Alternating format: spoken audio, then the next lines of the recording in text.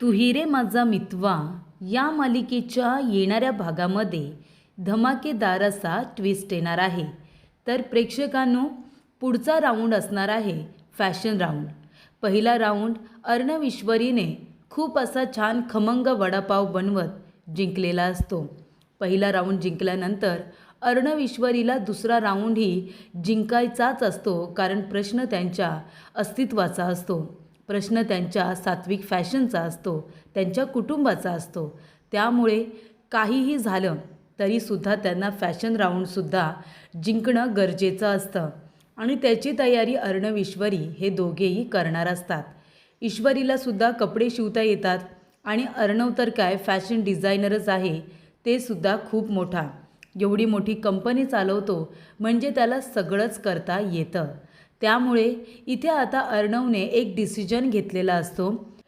त्याला फॅशन राऊंडसाठी आपल्या आईची सात्विकाची मशीन हवी असते आणि त्याच्यावरतीच त्याला आता कपडे शिवायचे असतात.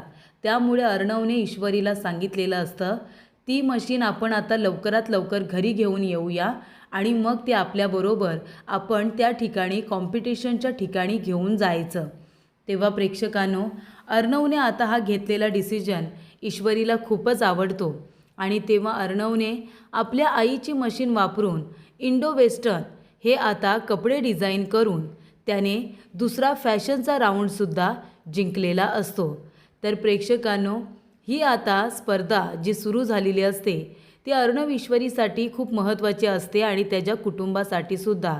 तेव्हा अर्णव ईश्वरी दोघेही जण खूप जास्त मेहनत करत असतात आणि त्यामुळे इथे आता फॅशन राऊंडसुद्धा अर्णव ईश्वरी दोघेजणं चांगल्या गुणांनी पास झालेले असतात आणि तो राऊंड आता जिंकलेले असतात.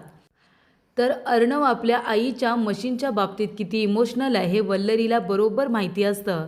तेव्हा वल्लरीने सौदामिनीला सांगितलेलं असतं की सात्विक फॅशनमध्ये एक आता मशीन आहे सात्विकाची.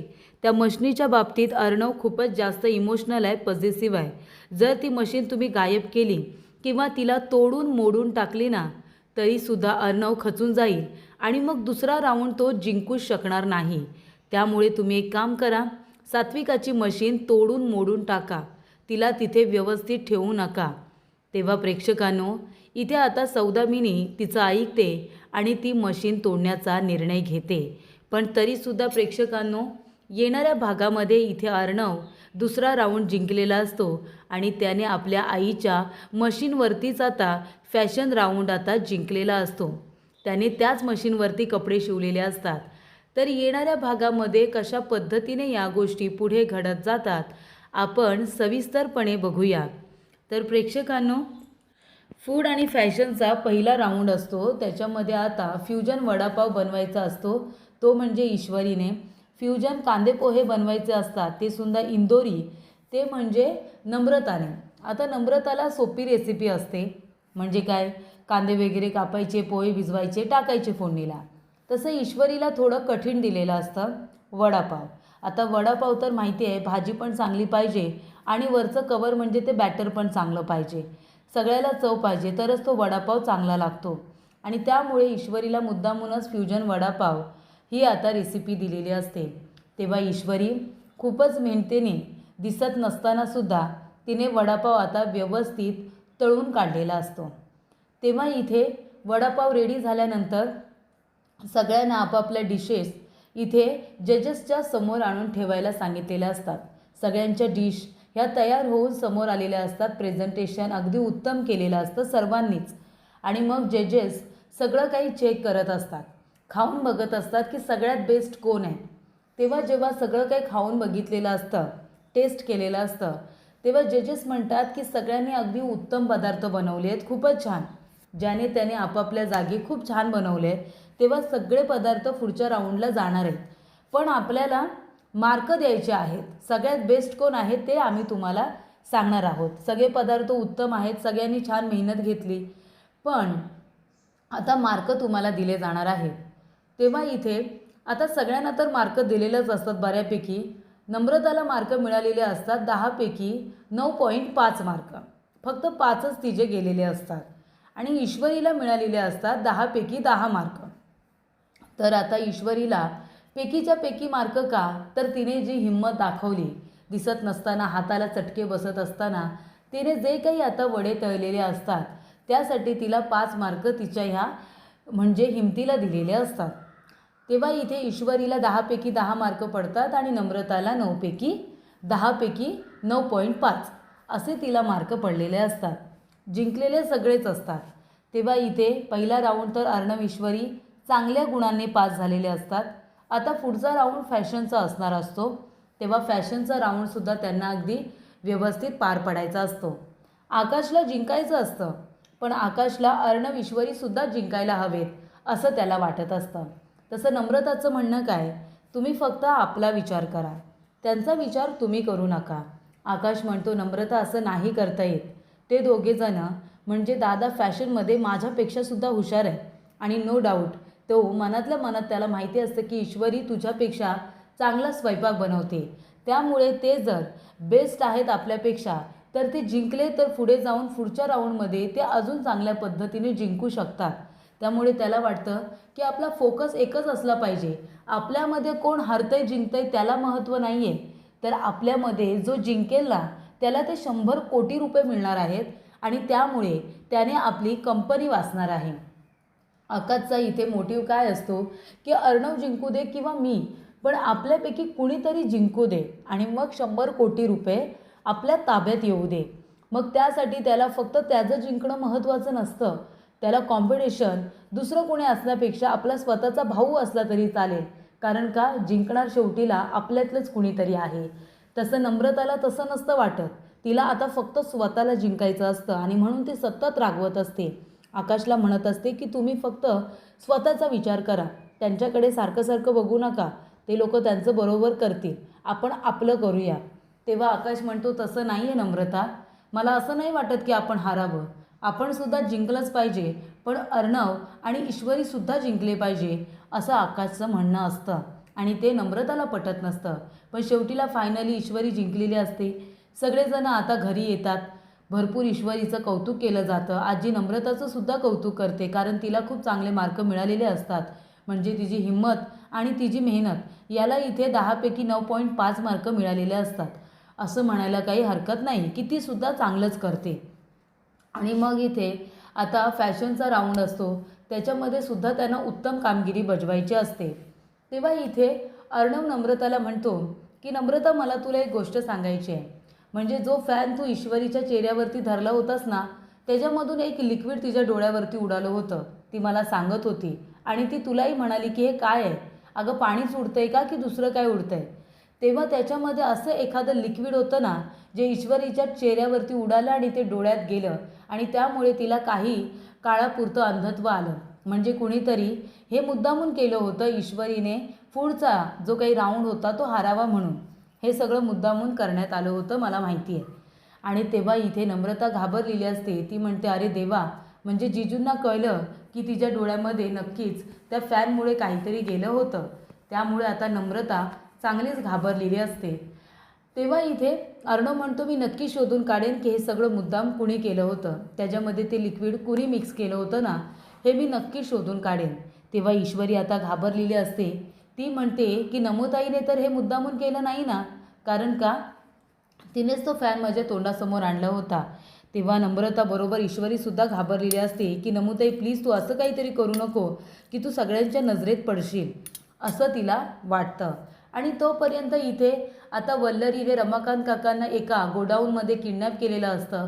त्यांच्या मोबाईलमधलं सिम कार्ड आपल्या मोबाईलमध्ये टाकलेलं असतं, जेणेकरून ती सतत घरच्या लोकांना म्हणजे अर्णव ईश्वरीला मेसेज करत राहील की ते कुठे आहेत. पहिला मेसेज आलेला असतो जेव्हा अर्णव विचारतो की ते कुठे गेले, तेव्हा कोण कोण रे असं मस्करीत आता मामा, ईश्वरी, अंजली म्हणत असतात. तेव्हा तो फायनली म्हणतो की ते कुठे आहेत उंच दाढीवाले. तेव्हा वल्लरी म्हणते म्हणजे अंजली म्हणते कोण रे, आपले बाबा का, बाबांविषयी बोलतोयस तू. तो म्हणतो हां हां तेच, कुठे गेले, दिसत नाही आहे सकाळपासून. तेव्हा इथे ईश्वरीला तो मेसेज येतो की ते पंढरपूरला गेलेत, वारी सुरू झाली आहे ना, तेव्हा ते पंढरपूरला गेलेले आहेत. तेव्हा अर्णव म्हणतो हे काय अचानकपणे जाणं, इन्फॉर्म केलं नाही, सांगितलं नाही, तयारी केली नाही, अचानक निघून गेले. ते सुद्धा आजच जायचं होतं त्यांना.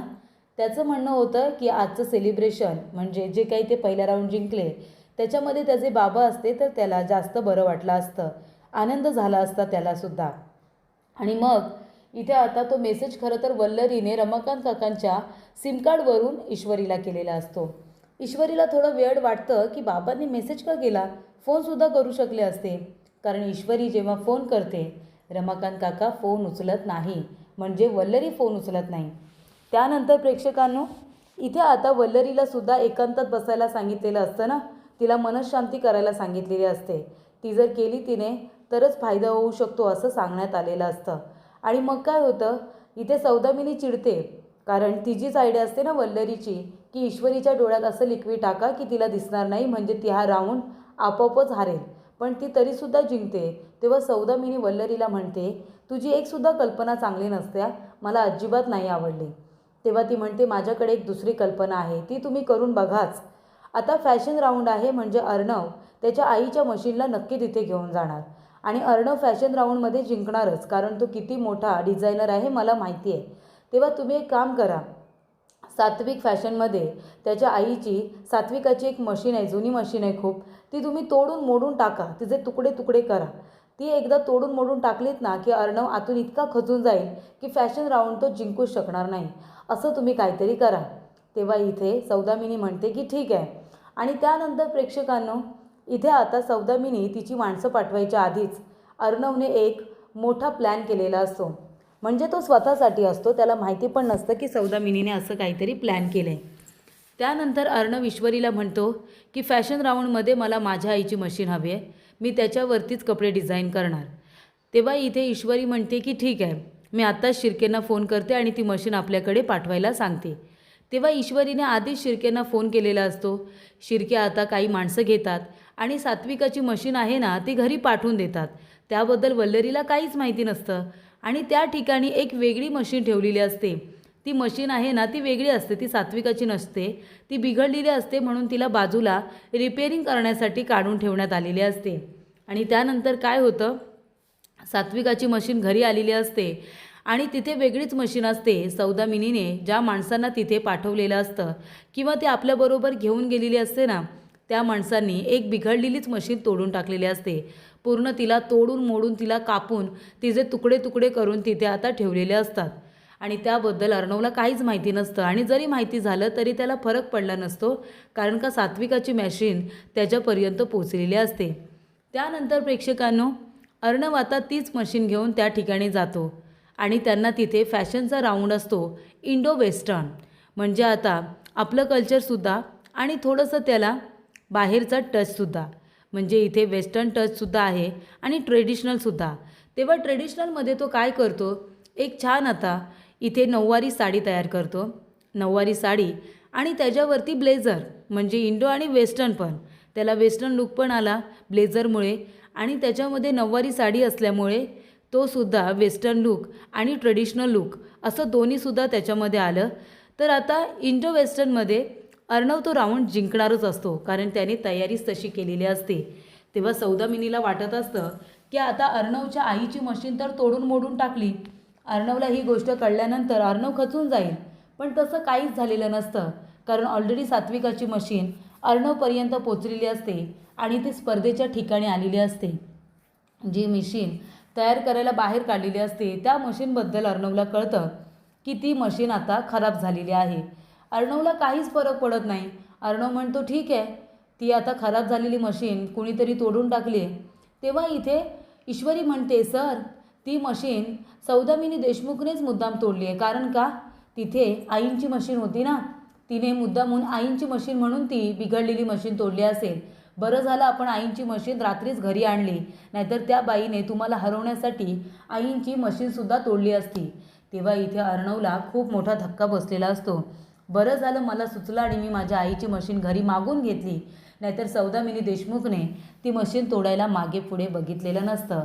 तर हा इंडो वेस्टर्न जो फॅशन राऊंड असतो तो आता अर्णव जिंकलेला असतो, कारण इथे ट्रेडिशनल आणि इथे वेस्टर्न असं दोन्ही लूक तयार करून त्याने इथे नऊवारी साडी आणि त्याच्यावरती वेस्टर्न लूक म्हणून त्याच्यावरती ब्लेझर असं इंडो वेस्टर्न कॉम्बिनेशन करून त्यांनी तो राऊंड आता खूपच छान पद्धतीने आणि हुशारीने जिंकलेला असतो.